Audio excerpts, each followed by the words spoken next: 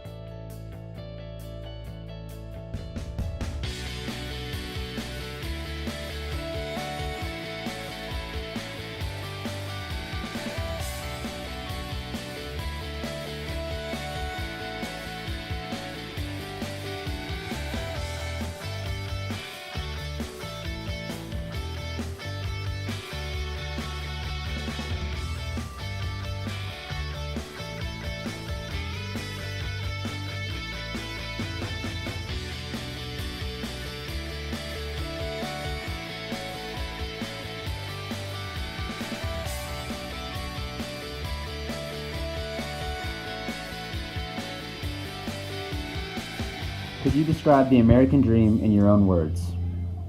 The American dream is to be able to work, or to live in a country, I should say, with freedom, with employment, provide a safe place, for your children, and to just have a government that truly supports the people.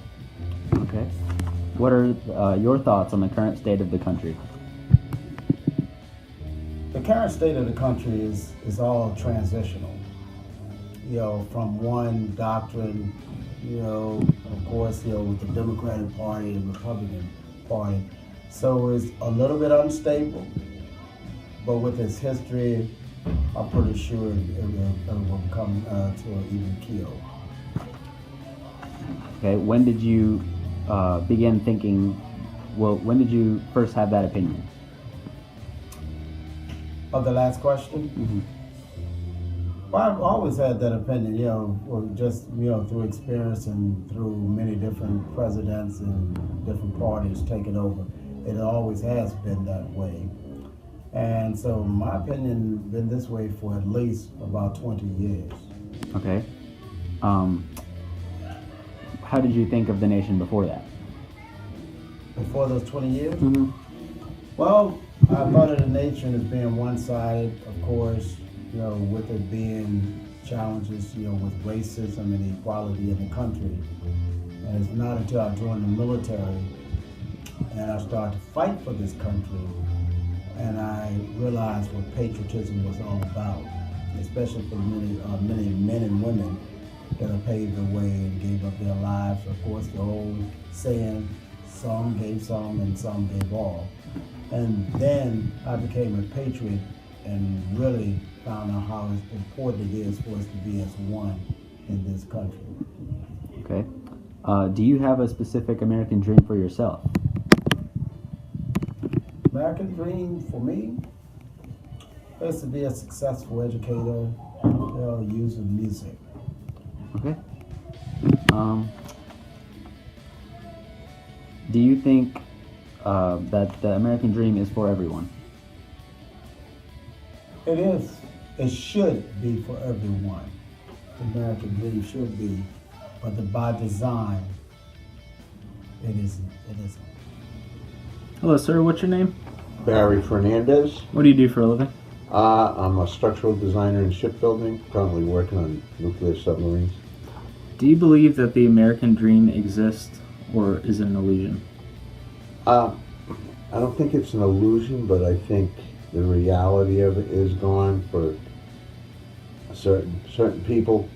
I was lucky to grow up during the era when the American dream was achievable, when you could have one person working and have a house and raise a family and not really want for much. And unfortunately, I don't think that's possible these days. So, do you think that having a set of goals will make you better and give you drive? I wasn't big on goals growing up, if I gotta be honest. But I did make a conscious decision to go into a technical school to learn architectural design, which led me to get into shipbuilding design, which I've been in for 41 years, and it's been quite good to me. I make a decent amount of money. I've been all over the world, all over the country, seen and done things I never would have been able to do on my own. But now, for somebody to set goals now, unless you're really, really smart or really, really rich, it's going to be tough. And I like to debate. I always have. And I just get so frustrated talking to people who, in almost any other area, I work with engineers, guys who have degrees, master's degrees, and they're all very smart people, but when you get involved in politics, and they're very, have tunnel vision, and they can't see beyond what they believe or what they been brainwashed with, or that's not a good word, but just been brought up in a certain manner, and those beliefs have been catered to. Not being from the North, I have a different viewpoint on political affiliations in the South. Are you happy? Are you currently happy with the area that you live, Newport News, Virginia? Oh, I love it down here. I mean, I made a great move from Connecticut to here. It was a great decision. I've been here almost 17 years. Like I said, I've worked and lived all over the country. I mean, I'd rather be in Palm Beach County from Florida. I'm sure I would get invited to Mar-a-Lago to play golf with Trump. But I used to live down there, and it was beautiful, and I loved it. But this is a nice halfway point, because I still have family in Connecticut. If I want to take off and go to Florida for a week, I can do it. So how fair do you think the level of opportunity is now versus 20 years ago? I'm one of the lucky ones. When I was growing up, I mean, there were jobs at plenty. You could get jobs at careers that you're doing in mechanical engineering or nuclear engineering or something like that. You can do really well. But there's parts of the country that people have to work 2 or 3 jobs just to get by, never mind to achieve any kind of a goal. Their goal is to have food on the table every night. So what has been your biggest hardship? to that. My biggest hardship is having to deal with getting old, because my brain is still young, and it sucks. So how has that changed your view on the world? Yeah, it really hasn't. My view of the world hasn't changed much since, to be honest, the 70s, because it's just history repeats itself, and unfortunately, we've gotten more dependent upon what we get fed through the media and through social media, and some people just, they take the headline and that's all they read. They don't do the research to see what the real truth is behind it. So you say that people are naive nowadays? Yeah, it's a plus.